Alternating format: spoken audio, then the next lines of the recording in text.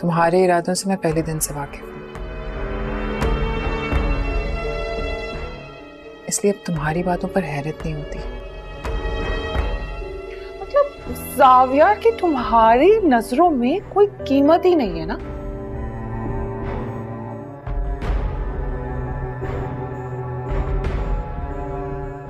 इतना बेकीमत इंसान है वो, तुम्हें कोई फर्क ही नहीं पड़ता।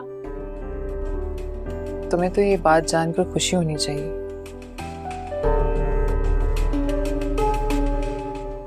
तुम परेशान हो गई।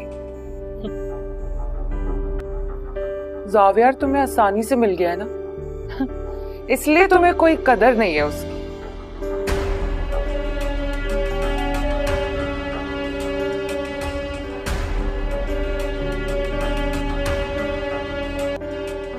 लेकिन तुम फिक्र ना करो, जब वो मेरे पास आएगा ना मैं उसका अच्छे से ख्याल रखूंगी।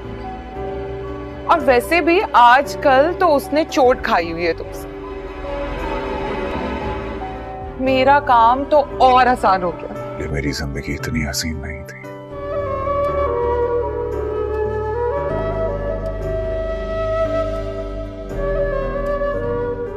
तुम्हारे आने के बाद मुझे एहसास हुआ कि मनपसंद शख्स कैसे आपकी जिंदगी को मुकम्मल कर देता है। हील पहन के अपने कद से ऊंचा होकर तो आज आसमानों में ही उड़ने लग गई हूँ। खैर, नाइस ब्रेसलेट। हो पता है, ज़ाविया ने भी मुझे ऐसे ही ब्रेसलेट दिया था, लेकिन मुझे पसंद नहीं आया था। मुझे तो बहुत पसंद आया, कितना खूबसूरत है ना। और तुम्हें पता है, ज़ाविया ने ही मुझे गिफ्ट किया है, देखो। मगर जरका साहिबा तो बता रही थी कि उनका शौहर उन पर जुल्म करता था, उन्हें मारता पीटता था, तो क्या वो झूठ बोल रही हैं? असद भाई, शायद आप पापा की फितरत से वाकिफ नहीं है। वो अक्सर जिद में इस तरह से उल्टा सीधा बोल देती हैं, लेकिन ऐसा कुछ नहीं है। कुछ तो हुआ है। कहा ना कुछ नहीं।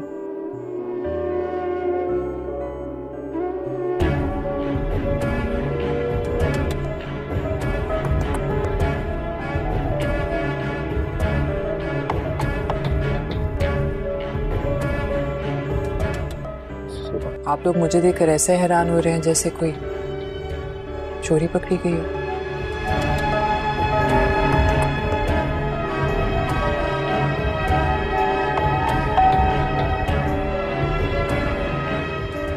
हैरान तो मुझे होना चाहिए।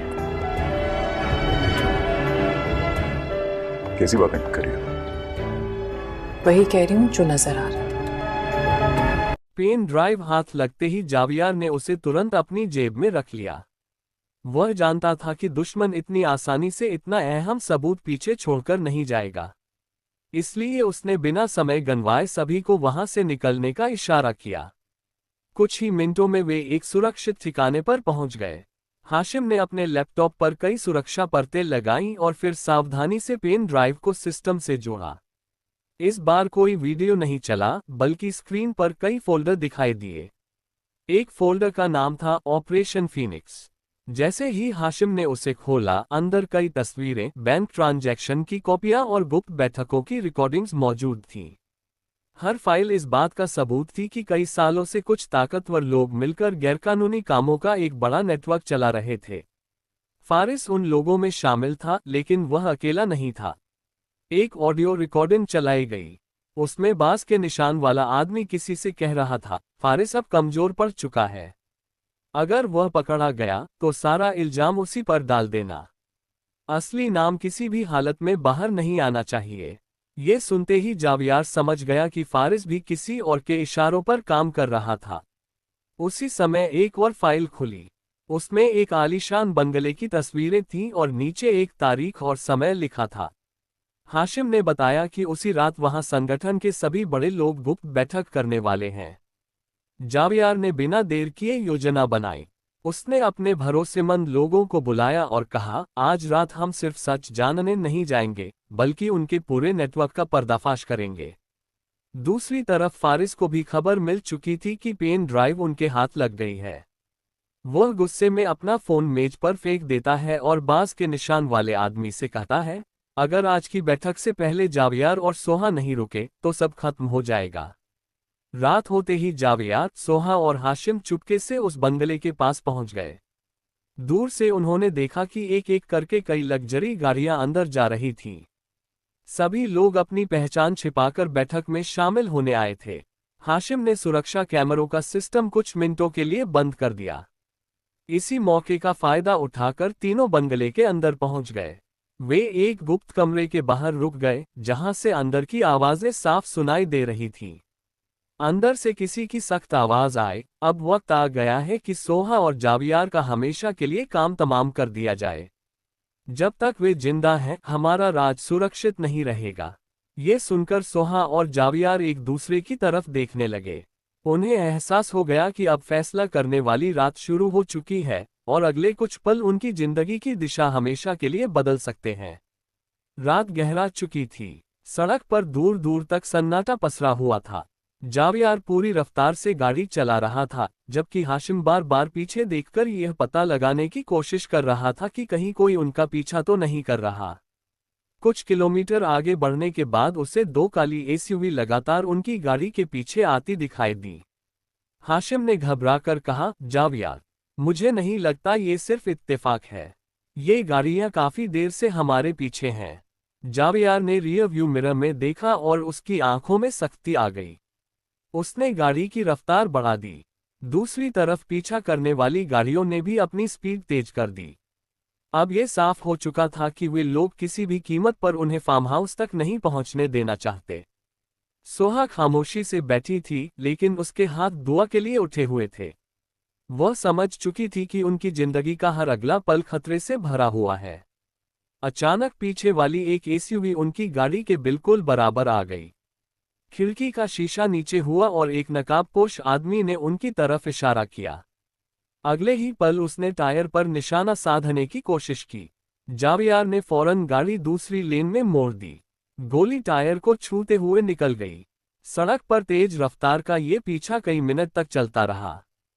तभी सामने एक पुराना पुल दिखाई दिया। जावियार ने तेजी से गाड़ी पुल की तरफ मोड़ी। पुल काफी संकरा था, इसलिए पीछे वाली दोनों गाड़ियां एक साथ नहीं आ सकती थीं। इसी मौके का फायदा उठाकर जावियार पुल पार करके दूसरी तरफ निकल गया। पीछे आने वाली एक एसयूवी का संतुलन बिगड़ गया और वह पुल की रेलिंग से टकरा गई। दूसरी गाड़ी रुक गई और उसमें बैठे लोग अपने साथियों को निकालने लगे। इस बीच जावियार काफी आगे निकल चुका था। करीब आधे घंटे बाद वे शहर से दूर उस पुराने फार्म हाउस के पास पहुंचे। बाहर से देखने पर वह जगह बिल्कुल वीरान लग रही थी। ऊंची दीवारें, जंग लगा हुआ लोहे का गेट और चारों तरफ फैली खामोशी साफ बता रही थी कि यहाँ कोई आम जगह नहीं है। जावियार ने गाड़ी कुछ दूरी पर रोकी। तीनों पैदल आगे बढ़े। हाशिम ने अपने उपकरण से आसपास लगे सुरक्षा कैमरों का निरीक्षण किया। उसे पता चला कि कैमरे अभी भी चालू हैं और किसी कंट्रोल रूम से उनकी निगरानी की जा रही है। कुछ मिनट की मेहनत के बाद उसने कैमरों का सिस्टम कुछ देर के लिए बंद कर दिया। तीनों दीवार फांदकर अंदर दाखिल हो गए। फार्म हाउस के अंदर सब कुछ सामान्य दिखाई दे रहा था, लेकिन जावियार को महसूस हो रहा था कि यहाँ कुछ न कुछ जरूर छिपाया गया है। वे अलग अलग कमरों की तलाशी लेने लगे। एक कमरे में उन्हें पुरानी फाइलें मिली, दूसरे में कुछ कंप्यूटर और हार्ड ड्राइव्स रखी थीं, लेकिन वह चीज नहीं मिली जिसके लिए वे यहाँ आए थे। तभी सोहा की नज़र दीवार पर टंगी एक बड़ी पेंटिंग पर गई। उसे लगा जैसे पेंटिंग थोड़ी टेढ़ी है। उसने उसे हटाने की कोशिश की। जैसे ही पेंटिंग हटाई गई, पीछे एक इलेक्ट्रॉनिक लॉक दिखाई दिया। हाशिम ने तुरंत लॉक की जांच की। कुछ देर बाद उसने सिस्टम खोल दिया। लॉक खुलते ही दीवार धीरे धीरे खिसकने लगी और उसके पीछे नीचे जाने वाली सीढ़ियां दिखाई दी। तीनों सावधानी से नीचे उतरे। वहां एक आधुनिक कंट्रोल रूम बना हुआ था। दीवारों पर बड़ी बड़ी स्क्रीन लगी थी और अलमारियों में सैकड़ों फाइलें रखी थीं। ऐसा लग रहा था कि वर्षों से यहीं बैठकर पूरे नेटवर्क को चलाया जा रहा था। हाशिम ने एक कंप्यूटर चालू किया। स्क्रीन खुलते ही कई गुप्त फोल्डर सामने आ गए। उनमें नेताओं, कारोबारियों और कई बड़े लोगों के नाम दर्ज थे। साथ ही उनके लेन देन और गुप्त बैठकों का पूरा रिकॉर्ड मौजूद था। जावियार समझ गया कि अगर यह सबूत बाहर आ गए तो बहुत बड़े लोग कानून के घेरे में आ सकते हैं। उसी समय सोहा को एक अलमारी में अपनी बचपन की तस्वीर दिखाई दी। तस्वीर के पीछे एक तारीख और एक पता लिखा हुआ था। उसने तस्वीर उठाई तो नीचे एक और फाइल रखी थी जिसके ऊपर लिखा था प्रोजेक्ट वारिस। जैसे ही उसने फाइल खोली, उसके चेहरे का रंग उड़ गया। उसमें लिखा था कि सोहा के परिवार को खत्म करने के बाद उनकी पूरी संपत्ति और कुछ बेहद महत्वपूर्ण दस्तावेज हासिल करने के लिए वर्षों पहले एक गुप्त योजना बनाई गई थी। उसी योजना के तहत उसकी पहचान बदल दी गई ताकि कोई कभी असली वारिस तक न पहुंच सके। ये पढ़कर सोहा की आंखों से आंसू बहने लगे। अब उसे समझ आ गया कि उसके माता पिता की हत्या सिर्फ दुश्मनी की वजह से नहीं, बल्कि लालच और सत्ता की लड़ाई का हिस्सा थी। इसी बीच हाशिम ने घबरा कर कहा, जावियार, कोई हमारे सिस्टम में लॉग इन हो गया है। स्क्रीन पर अचानक एक लाइव वीडियो खुल गया। वीडियो में वही बांस के निशान वाला आदमी दिखाई दिया। इस बार उसने अपना नकाब भी उतार दिया था। वह मुस्कुराते हुए बोला, मैं जानता था कि तुम लोग यहां तक पहुंच जाओगे, इसलिए मैंने तुम्हारे लिए ये जगह पहले से तैयार कर रखी है। इतना कहकर उसने एक बटन दबाया। अचानक पूरे कंट्रोल रूम में लाल लाइटें जलने लगीं। एक मशीन जैसी आवाज गूंजी, सुरक्षा प्रणाली सक्रिय, सभी निकास द्वार बंद किए जा रहे हैं। लोहे के भारी दरवाजे अपने आप बंद होने लगे।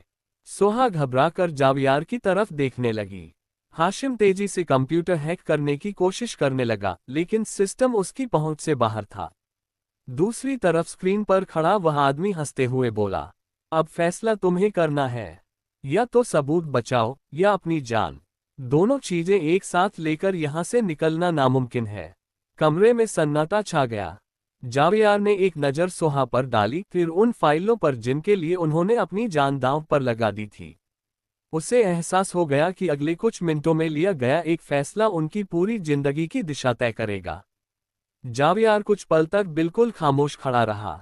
उसकी नजरें एक तरफ सोहा पर थीं और दूसरी तरफ उन फाइलों पर जिनके लिए न जाने कितने लोग अपनी जान गंवा चुके थे। पूरे कंट्रोल रूम में खतरे का सायरन लगातार बज रहा था। लाल लाइटें तेजी से चमक रही थीं और हर गुजरते सेकंड के साथ तनाव बढ़ता जा रहा था। सोहा ने जावियार का हाथ पकड़कर कहा, अगर आज हम ये सबूत खो देंगे तो मेरे मम्मी पापा को कभी इंसाफ नहीं मिलेगा, लेकिन अगर हम यहीं मर गए तो ये सच भी हमेशा के लिए दफन हो जाएगा। जावियार ने गहरी सांस ली और बोला, हम दोनों चीजें बचाएंगे, अपनी जान भी और ये सबूत भी। हाशिम उसी समय कंप्यूटर के सामने बैठा तेजी से सिस्टम हैक करने की कोशिश कर रहा था। उसके माथे पर पसीना साफ दिखाई दे रहा था। कुछ देर बाद उसने कहा, मैं मुख्य सर्वर तक पहुंच गया हूं, लेकिन इस पूरे सिस्टम को बाहर से कोई कंट्रोल कर रहा है। अगर उसने एक और कमांड भेज दी तो यहां मौजूद सारा डेटा खुद ब खुद डिलीट हो जाएगा। जावियार ने बिना देर किए कहा, जो जरूरी फाइलें हैं उन्हें तुरंत कॉपी करो। हाशिम ने एक हाई स्पीड ड्राइव सिस्टम से जोड़ दी। धीरे धीरे हजारों फाइलें कॉपी होने लगीं। स्क्रीन पर प्रतिशत बढ़ रहा था, 20, 35, 48। उधर अचानक कंट्रोल रूम के बाहर किसी के कदमों की आवाज सुनाई देने लगी। ऐसा लग रहा था जैसे कई लोग एक साथ उनकी तरफ बढ़ रहे हों। जावियार ने अपनी पिस्तौल निकाल ली और दरवाजे के पास जाकर खड़ा हो गया। कुछ ही सेकंड बाद जोरदार धमाका हुआ। बाहर से किसी ने दरवाजा तोड़ने की कोशिश की थी। सोहा घबरा गई, लेकिन उसने खुद को संभाला और अलमारी में रखे बाकी दस्तावेज समेटने लगी। उसे एक और लाल रंग की फाइल मिली जिस पर बड़े अक्षरों में लिखा था, गोपनीय चेयरमैन की निजी फाइल। सोहा ने फाइल खोली तो उसके अंदर कई पासपोर्ट, नकली पहचान पत्र और विदेशों में मौजूद कंपनियों के दस्तावेज थे। सबसे आखिर में एक पुरानी तस्वीर थी जिसमें फारिस और बास के निशान वाला आदमी किसी तीसरे व्यक्ति के साथ खड़े थे। उस तीसरे शख्स का चेहरा जानबूझकर काले रंग से ढका गया था। तभी तस्वीर के पीछे लिखी एक लाइन ने सबको चौंका दिया, असली चेयरमैन कभी सामने नहीं आता। उधर दरवाजे पर हमले लगातार तेज हो रहे थे। लोहे का मजबूत दरवाजा अब टूटने लगा था। हाशिम चिल्लाया, कॉपी 90% पूरी हो चुकी है, बस थोड़ा और समय चाहिए। जावियार ने जवाब दिया, मैं उन्हें अंदर नहीं आने दूंगा। इतना कहते ही दरवाजा टूट गया और कई हथियारबंद लोग अंदर घुस आए। दोनों तरफ से गोलीबारी शुरू हो गई। कंट्रोल रूम गोलियों की आवाज से गूंज उठा। जावियार ने बहादुरी से मुकाबला किया और कई हमलावरों को पीछे हटने पर मजबूर कर दिया। लेकिन तभी एक गोली उसके कंधे को छूते हुए निकल गई। वह लड़खड़ा गया मगर फिर भी खड़ा रहा। सोहा दौड़कर उसकी तरफ आई, लेकिन जावियार ने उसे पीछे करते हुए कहा, फाइलें संभालो, मेरे बारे में मत सोचो। उसी समय हाशिम खुशी से चिल्लाया, डेटा कॉपी हो गया। उसने तुरंत ड्राइव निकालकर जावियार को दे दी, लेकिन तभी स्क्रीन पर फिर वही बास के निशान वाला आदमी दिखाई दिया। वह मुस्कुराते हुए बोला, मुबारक हो, तुमने डेटा तो बचा लिया, लेकिन क्या तुमने सोचा कि मैं असली सवै यहीं रखूंगा? उसने उंगली से पीछे की तरफ इशारा किया। स्क्रीन पर एक और जगह दिखाई गई, समुद्र के बीच बने एक निजी द्वीप की। वह बोला, वहां मेरे पास हर सबूत की दूसरी कॉपी मौजूद है, और वहीं बैठा है वह आदमी जिसे तुम चेयरमैन कहते हो। ये सुनते ही तीनों के होश उड़ गए। इतने में पूरे कंट्रोल रूम की बिजली बंद हो गई।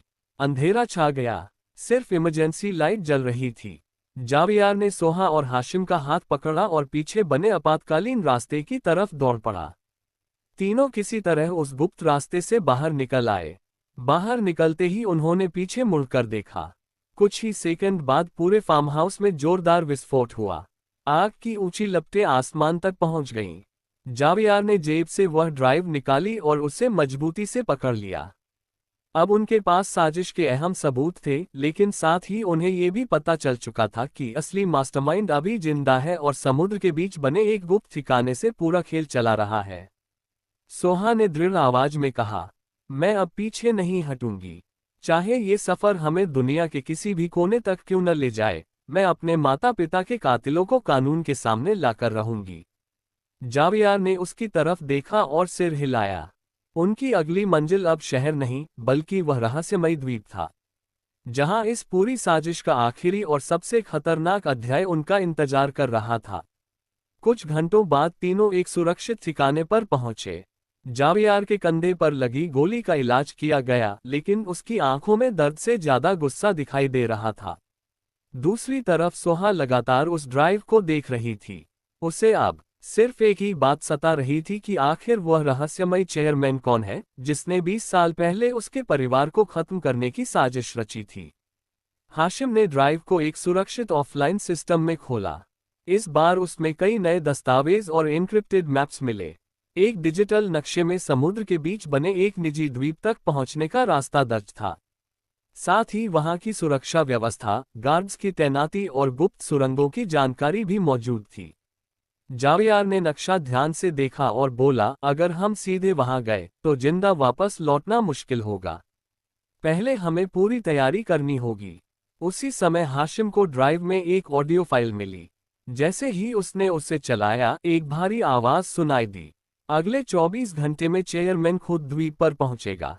उसके आने के बाद सारे पुराने रिकॉर्ड हमेशा के लिए नष्ट कर दिए जाएंगे। ये सुनते ही तीनों समझ गए कि उनके पास बहुत कम समय बचा है। जावियार ने अपने भरोसेमंद साथियों को बुलाया। उसने पूरे ऑपरेशन की योजना बनाई। कुछ लोग समुद्री रास्ते से जाएंगे, जबकि बाकी लोग दूसरे रास्ते से द्वीप के पास पहुंचेंगे ताकि जरूरत पड़ने पर मदद मिल सके।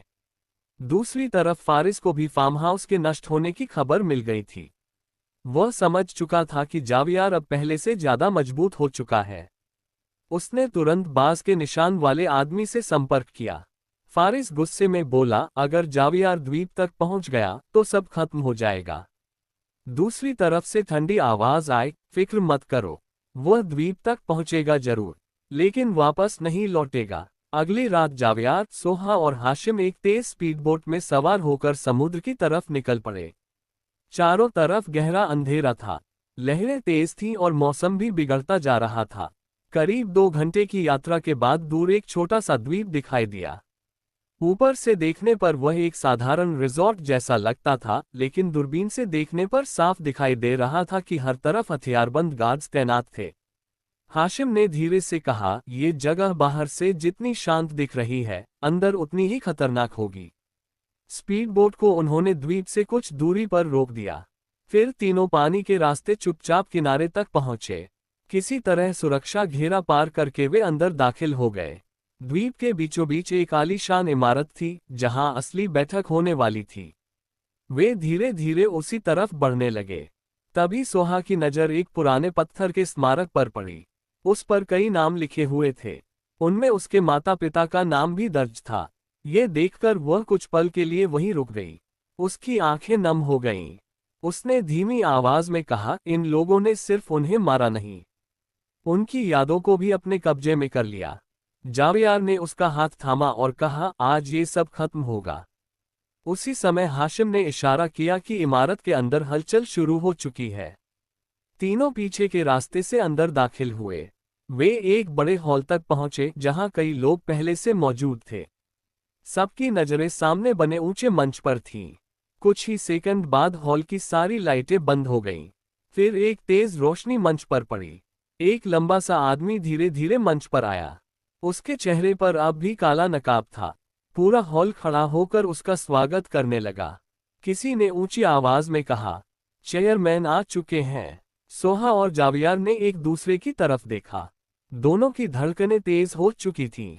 उन्हें एहसास था कि अगले कुछ पल में वह चेहरा सामने आने वाला है, जिसके पीछे उनकी पूरी जिंदगी की सबसे बड़ी साजिश छिपी हुई थी।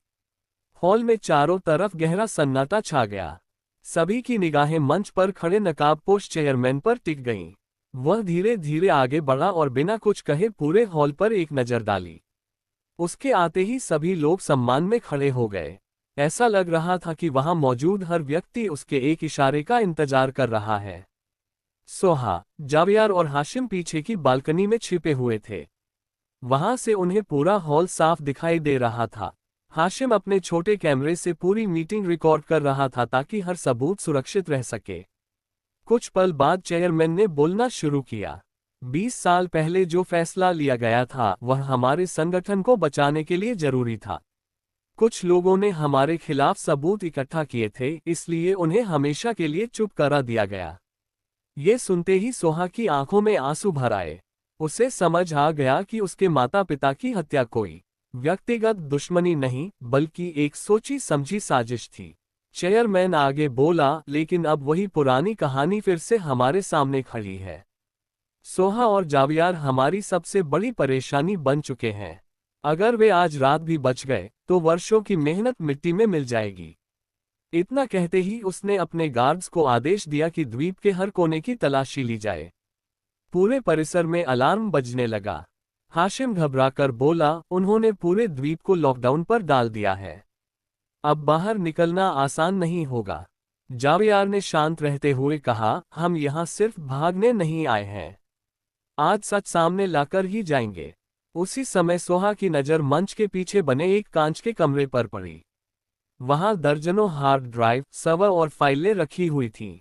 उसे समझ आ गया कि यही इस पूरे नेटवर्क का असली रिकॉर्ड रूम है। तीनों धीरे धीरे उस कमरे की तरफ बढ़ने लगे। रास्ते में उन्हें कई गार्ड्स से बचकर निकलना पड़ा। एक जगह 2 गार्ड्स बिल्कुल सामने आ गए, लेकिन जावियार ने समय रहते उन्हें चकमा देकर रास्ता बदल लिया। आखिरकार वे रिकॉर्ड रूम तक पहुंच गए। हाशिम ने कंप्यूटर सिस्टम खोलना शुरू किया। कुछ मिनट की कोशिश के बाद सर्वर एक्सेस हो गया। स्क्रीन पर हजारों दस्तावेज और रिकॉर्ड सामने आ गए। हाशिम बोला, "अगर मैं ये सब डेटा बाहर भेज दूं तो यह नेटवर्क हमेशा के लिए खत्म हो सकता है।" जावियार ने कहा, "तुरंत शुरू करो।" डेटा अपलोड होना शुरू हुआ। इसी दौरान चेयरमैन को कंट्रोल रूम से खबर मिल गई कि कोई मुख्य सर्वर में घुस चुका है। वह गुस्से में चिल्लाया, "उन्हें जिंदा पकड़ो।" दर्जनों हथियारबंद लोग रिकॉर्ड रूम की तरफ दौड़ पड़े। हाशिम तेजी से काम कर रहा था। स्क्रीन पर लिखा आ रहा था, डेटा ट्रांसफर 18%, 34%, 57%। बाहर से गोलियों की आवाजें आने लगीं। जावियार ने दरवाजे के सामने मोर्चा संभाल लिया। उसने पूरी हिम्मत के साथ हमलावरों को रोकना शुरू कर दिया। सोहा भी पहली बार डरकर पीछे नहीं हटी। उसने जरूरी फाइलें इकट्ठी करनी शुरू कर दी। कुछ ही देर में डेटा ट्रांसफर 100% पूरा हो गया। हाशिम मुस्कुराया और बोला, अब ये सबूत सुरक्षित है। लेकिन उसी पल पूरे कमरे की बिजली बंद हो गई। अंधेरे में सिर्फ एक आवाज गूंजी, बहुत अच्छा, तुमने मेरा काम आसान कर दिया। रोशनी वापस आई तो चेयरमैन रिकॉर्ड रूम के दरवाजे पर खड़ा था। इस बार उसके साथ दर्जनों हथियारबंद लोग भी थे। वह धीरे धीरे आगे बढ़ा और बोला, तुम लोग इतने करीब आ जाओगे, इसकी उम्मीद नहीं थी। सोहा गुस्से से बोली, आज तुम्हें मेरे माता पिता की हत्या का जवाब देना होगा। चेयरमैन कुछ पल चुप रहा, फिर उसने अपने चेहरे पर बंधा नकाब पकड़ लिया। वह बोला, तुम इतने सालों से जिस चेहरे को ढूंढ रही थी, अब उसे देखने का वक्त आ गया है। जैसे ही उसने नकाब उतारने के लिए हाथ बढ़ाया, पूरा हॉल एक जोरदार धमाके से हिल उठा। छत का एक हिस्सा टूटकर नीचे गिर गया। धुएं का घना गुबार पूरे कमरे में फैल गया। किसी को कुछ दिखाई नहीं दे रहा था। जावियार ने तुरंत सोहा का हाथ पकड़ लिया, लेकिन धुएं और भगदड़ के बीच चेयरमैन कहाँ गया, ये किसी को पता नहीं चल सका। बस उसकी आखिरी आवाज पूरे हॉल में गूंज रही थी, अगर मुझे पकड़ना है तो पहले अपने सबसे बड़े भरोसे को पहचानो। ये सुनकर जावियार और सोहा दोनों हैरान रह गए, क्योंकि इसका मतलब साफ था, उनके आसपास अभी भी कोई ऐसा इंसान मौजूद था जो चेयरमैन के लिए काम कर रहा था और जिस पर उन्हें पूरा भरोसा था। अब असली धोखे का पर्दा उठना बाकी था। धमाके के बाद पूरा रिकॉर्ड रूम धुएं से भर चुका था। चारों तरफ अफरा तफरी मची हुई थी। लोग अपनी जान बचाने के लिए इधर उधर भाग रहे थे। छत से मलबा लगातार नीचे गिर रहा था। जावियार ने किसी तरह सोहा को अपनी तरफ खींचा और दोनों एक मजबूत दीवार के पीछे छिप गए। दूसरी तरफ हाशिम भी खांसते हुए किसी तरह बाहर निकल आया। कुछ मिनट बाद धुआं थोड़ा कम हुआ। जावियार ने चारों तरफ नजर दौड़ाई, लेकिन चेयरमैन वहां से गायब हो चुका था। उसके गार्ड भी अलग अलग रास्तों से निकल चुके थे। सोहा गुस्से में बोली, हर बार वह हमारी आंखों के सामने से निकल जाता है। आखिर कब तक? जावियार ने जमीन पर पड़े एक छोटे से धातु के टुकड़े को उठाया। वह चेयरमैन के नकाब का टूटा हुआ हिस्सा था। उसके अंदर एक सुनहरे रंग का विशेष चिन्ह बना हुआ था, जो किसी गुप्त संगठन का प्रतीक लग रहा था। हाशिम ने उसे ध्यान से देखा और कहा, मैंने ये निशान पहले भी देखा है, लेकिन याद नहीं आ रहा कहाँ। उसी समय रिकॉर्ड रूम के एक कंप्यूटर की स्क्रीन अपने आप चालू हो गई। स्क्रीन पर एक संदेश चमक रहा था, अगर सच जानना चाहते हो तो उत्तर तहखाने में है। तीनों ने एक दूसरे की तरफ देखा और तुरंत नीचे जाने का फैसला किया। रिकॉर्ड रूम के पीछे एक संकरी सीढ़ी थी, जो जमीन के नीचे बनी एक गुप्त सुरंग तक जाती थी। वे सावधानी से नीचे उतरे। वहां एक लंबा गलियारा था, जिसके आखिर में स्टील का एक दरवाजा दिखाई दे रहा था। जावियार ने दरवाजा खोला तो सामने एक पुरानी प्रयोगशाला जैसी जगह थी। वहां कई अलमारियां, कंप्यूटर और धूल से ढकी मशीनें रखी थीं। ऐसा लग रहा था कि वर्षों पहले यहां कोई बड़ा गुप्त काम होता था। सोहा धीरे धीरे आगे बढ़ी। तभी उसकी नजर एक कांच के बॉक्स पर पड़ी। बॉक्स के अंदर कई पुरानी तस्वीरें और कुछ निजी सामान रखे थे। उसने एक तस्वीर उठाई और देखते ही उसकी आंखें भर आईं। तस्वीर में उसके माता पिता मुस्कुरा रहे थे और उनके साथ एक तीसरा आदमी भी खड़ा था। जावियार ने तस्वीर हाथ में ली। वह तीसरा आदमी कोई और नहीं बल्कि वही डॉक्टर समीर था, जिसने वीडियो रिकॉर्ड करके सोहा की पहचान छिपाने की बात कही थी। हाशिम को पास रखी एक डायरी मिली। उसने जैसे ही पहला पन्ना खोला, उसमें लिखा था, अगर यह डायरी किसी ईमानदार इंसान के हाथ लगे तो समझ लेना कि संगठन टूटने वाला है। चेयरमैन कभी सामने नहीं आता। वह हमेशा किसी और के नाम और चेहरे का इस्तेमाल करता है। ये पढ़ते ही तीनों चौंक गए। मतलब जिस नकाबपोश को वे चेयरमैन समझ रहे थे, हो सकता है वह भी सिर्फ एक मोहरा हो। जावियार ने आगे के पन्ने पलटे। उनमें संगठन के कई गुप्त नियम लिखे थे। आखिरी पन्ने पर एक नक्शा बना हुआ था, जिसमें समुद्र के दूसरी तरफ स्थित एक पुराने किले का निशान था। नीचे लिखा था, वास्तविक नियंत्रण केंद्र। हाशिम ने कहा, तो इसका मतलब असली चेयरमैन अभी भी यहाँ नहीं है। ये द्वीप सिर्फ एक ऑपरेशन सेंटर था। इतने में प्रयोगशाला के स्पीकर अपने आप चालू हो गए। एक परिचित आवाज गूंजी, मुबारक हो, तुम सच के एक और कदम करीब पहुंच गए हो। तीनों सतर्क हो गए। आवाज फिर बोली, लेकिन हर सच की एक कीमत होती है। उसी समय प्रयोगशाला की दूसरी तरफ का दरवाजा खुला और वहां से फारिस अंदर आया। उसके साथ कोई गार्ड नहीं था। पहली बार उसके चेहरे पर घमंड नहीं, बल्कि थकान और डर दिखाई दे रहा था। फारिस ने दोनों हाथ ऊपर उठाकर कहा, आज मैं लड़ने नहीं आया, मैं सच बताने आया हूं। जावियार ने गुस्से में पिस्तौल उसकी तरफ तान दी। अब तुम्हारे किसी शब्द पर भरोसा नहीं किया जा सकता। फारिस ने शांत आवाज में कहा, अगर तुमने मेरी बात नहीं सुनी तो तुम कभी असली चेयरमैन तक नहीं पहुंच पाओगे। क्योंकि जिस आदमी की तुम तलाश कर रहे हो, उसने अब मेरे पीछे भी अपने लोग लगा दिए हैं। सोहा ने हैरानी से पूछा, क्या मतलब? फारिस ने गहरी सांस ली और बोला, मैंने गुनाह किए हैं, इसका मुझे पछतावा है। लेकिन मैं कसम खाकर कहता हूं, तुम्हारे माता पिता को गोली मैंने नहीं मारी थी। जिसने ये सब किया, वह आज भी परछाइयों में बैठा हम सबको मोहरों की तरह इस्तेमाल कर रहा है। ये सुनकर जावियार और सोहा दोनों एक दूसरे की तरफ देखने लगे। उन्हें पहली बार महसूस हुआ कि जिस दुश्मन से वे लड़ रहे हैं, वह शायद उनकी सोच से भी कहीं ज्यादा चालाक और ताकतवर है। और अब कहानी का सबसे खतरनाक अध्याय शुरू होने वाला था। फारिस की बात सुनकर कमरे में कुछ पल के लिए गहरा सन्नाटा छा गया। जावियार की उंगली अब भी पिस्तौल के ट्रिगर पर थी। उसकी आंखों में गुस्सा साफ दिखाई दे रहा था, लेकिन वह जल्दबाजी में कोई फैसला नहीं लेना चाहता था। फारिस ने धीमी आवाज में कहा, अगर मुझे अपनी जान बचानी होती तो मैं यहाँ कभी नहीं आता। मैं भाग सकता था, लेकिन अब भागने का कोई मतलब नहीं। जिसने मुझे सालों तक इस्तेमाल किया, आज वही मुझे खत्म करना चाहता है। सोहा ने सख्त लहजे में कहा, तुम्हारी वजह से मेरा पूरा परिवार बर्बाद हुआ। अब अचानक तुम्हें सच बोलने की जरूरत क्यों महसूस हुई?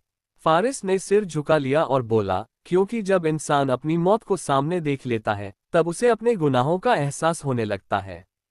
मैंने लालच में आकर बहुत बड़ी गलती की थी। मुझे लगा था कि मैं सिर्फ कुछ दस्तावेज हासिल करने में मदद कर रहा हूं, लेकिन बाद में पता चला कि पूरे परिवार का सफाया कर दिया गया। जब तक मुझे सच समझ आया, तब तक बहुत देर हो चुकी थी। हाशिम ने तुरंत पूछा, अगर तुम सच कह रहे हो, तो असली चेयरमैन कौन है? फारिस कुछ सेकंड तक चुप रहा। उसने जेब से एक छोटी इलेक्ट्रॉनिक चिप निकाली और मेज पर रख दी। इसमें उस आदमी की आवाज, उसकी मीटिंग्स और कुछ गुप्त रिकॉर्ड है। लेकिन उसका चेहरा इसमें भी नहीं मिलेगा। वह कभी कैमरे के सामने नहीं आता। हाशिम ने चिप को अपने सिस्टम से जोड़ा। कुछ ही सेकंड में एक ऑडियो रिकॉर्डिंग चलने लगी। एक भारी और शांत आवाज सुनाई दी, याद रखो, अगर कभी फारिस या बाज वाला आदमी कमजोर पड़े, तो उन्हें भी खत्म कर देना। संगठन किसी एक इंसान पर नहीं, सिर्फ राज पर चलता है। ये सुनते ही फारिस की आंखें नम हो गईं। देखा, मैं भी उसके लिए सिर्फ एक मोहरा था। अचानक पूरी प्रयोगशाला की बिजली एक बार फिर झपकी। हाशिम ने घबराकर स्क्रीन की तरफ देखा।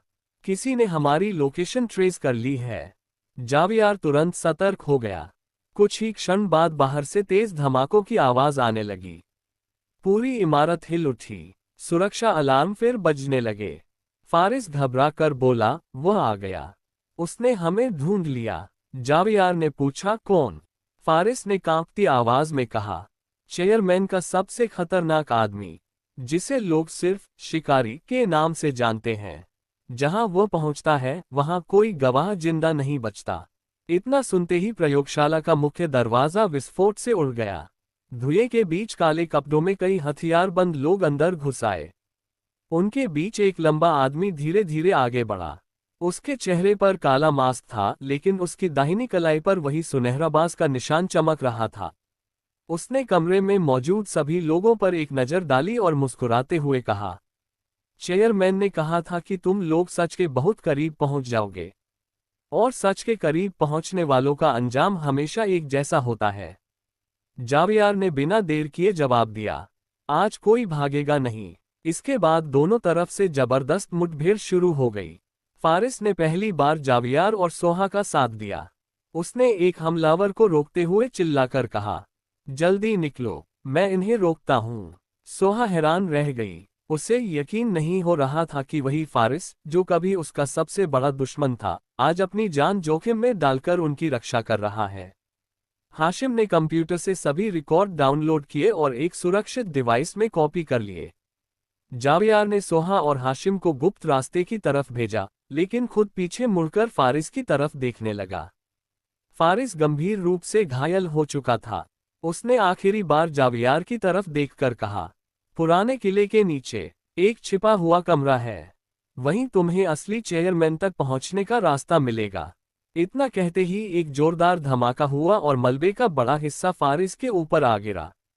जावियार उसे बचाने के लिए दौड़ा, लेकिन बहुत देर हो चुकी थी। भारी दिल के साथ उसने सोहा और हाशिम का हाथ पकड़ा और गुप्त सुरंग की ओर बढ़ गया। तीनों जानते थे कि अब उनका अगला पड़ाव वह पुराना किला था, जहां शायद पहली बार असली चेयरमैन की पहचान से पर्दा उठने वाला था। लेकिन उन्हें यह नहीं पता था कि किले तक पहुंचने से पहले भी उनका सामना ऐसे रहस्यों से होने वाला है, जो उनकी पूरी लड़ाई का अर्थ बदल सकते हैं। फारिस की बात सुनकर कमरे में कुछ पल के लिए गहरा सन्नाटा छा गया। जावियार की उंगली अब भी पिस्तौल के ट्रिगर पर थी। उसकी आंखों में गुस्सा साफ दिखाई दे रहा था, लेकिन वह जल्दबाजी में कोई फैसला नहीं लेना चाहता था। फारिस ने धीमी आवाज में कहा, अगर मुझे अपनी जान बचानी होती तो मैं यहाँ कभी नहीं आता। मैं भाग सकता था, लेकिन अब भागने का कोई मतलब नहीं। जिसने मुझे सालों तक इस्तेमाल किया, आज वही मुझे खत्म करना चाहता है। सोहा ने सख्त लहजे में कहा, तुम्हारी वजह से मेरा पूरा परिवार बर्बाद हुआ। अब अचानक तुम्हें सच बोलने की जरूरत क्यों महसूस हुई? फारिस ने सिर झुका लिया और बोला, क्योंकि जब इंसान अपनी मौत को सामने देख लेता है, तब उसे अपने गुनाहों का एहसास होने लगता है। मैंने लालच में आकर बहुत बड़ी गलती की थी। मुझे लगा था कि मैं सिर्फ कुछ दस्तावेज हासिल करने में मदद कर रहा हूं, लेकिन बाद में पता चला कि पूरे परिवार का सफाया कर दिया गया। जब तक मुझे सच समझ आया, तब तक बहुत देर हो चुकी थी। हाशिम ने तुरंत पूछा, अगर तुम सच कह रहे हो तो असली चेयरमैन कौन है? फारिस कुछ सेकंड तक चुप रहा। उसने जेब से एक छोटी इलेक्ट्रॉनिक चिप निकाली और मेज पर रख दी। इसमें उस आदमी की आवाज, उसकी मीटिंग्स और कुछ गुप्त रिकॉर्ड है, लेकिन उसका चेहरा इसमें भी नहीं मिलेगा। वह कभी कैमरे के सामने नहीं आता। हाशिम ने चिप को अपने सिस्टम से जोड़ा। कुछ ही सेकंड में एक ऑडियो रिकॉर्डिंग चलने लगी। एक भारी और शांत आवाज सुनाई दी, याद रखो, अगर कभी फारिस या बाज वाला आदमी कमजोर पड़े तो उन्हें भी खत्म कर देना। संगठन किसी एक इंसान पर नहीं, सिर्फ राज पर चलता है। ये सुनते ही फारिस की आंखें नम हो गईं। देखा, मैं भी उसके लिए सिर्फ एक मोहरा था। अचानक पूरी प्रयोगशाला की बिजली एक बार फिर झपकी। हाशिम ने घबराकर स्क्रीन की तरफ देखा। किसी ने हमारी लोकेशन ट्रेस कर ली है। जावियार तुरंत सतर्क हो गया। कुछ ही क्षण बाद बाहर से तेज धमाकों की आवाज आने लगी। पूरी इमारत हिल उठी। सुरक्षा अलार्म फिर बजने लगे। फारिस घबरा कर बोला, वह आ गया। उसने हमें ढूंढ लिया। जावियार ने पूछा, कौन? फारिस ने कांपती आवाज में कहा, चेयरमैन का सबसे खतरनाक आदमी, जिसे लोग सिर्फ शिकारी के नाम से जानते हैं। जहां वह पहुंचता है, वहां कोई गवाह जिंदा नहीं बचता। इतना सुनते ही प्रयोगशाला का मुख्य दरवाजा विस्फोट से उड़ गया। धुएं के बीच काले कपड़ों में कई हथियारबंद लोग अंदर घुस आए। उनके बीच एक लंबा आदमी धीरे धीरे आगे बढ़ा। उसके चेहरे पर काला मास्क था, लेकिन उसकी दाहिनी कलाई पर वही सुनहरा बांस का निशान चमक रहा था। उसने कमरे में मौजूद सभी लोगों पर एक नजर डाली